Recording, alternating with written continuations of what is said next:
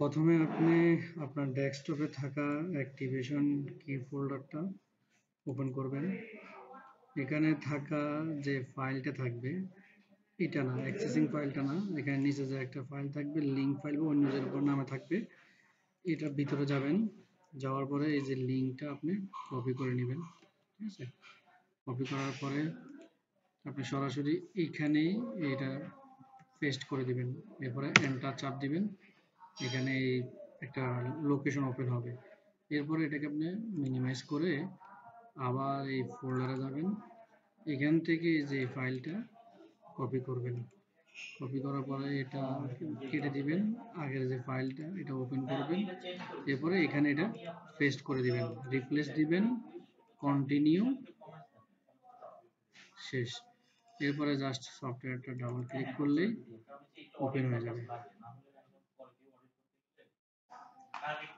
যদি ওপেন না হয় সেক্ষেত্রে আপনি এখানে যে অ্যারো সাইনটা আছে শো হিডেন আইকন, এখানে ক্লিক করলে এই যে জেম ফোল্ডারে মাউসের রাইট বাটন ক্লিক করলে দেখবেন যে এটা ইয়েলো কালার আছে। যদি রেড থাকতো তাহলে এটাকে স্টার্ট করা লাগতো, মানে তখন এখানে স্টার্ট লেখা থাকতো, আপনাকে স্টার্টে ক্লিক করলে এটা গ্রিন কালার হয়ে যেত।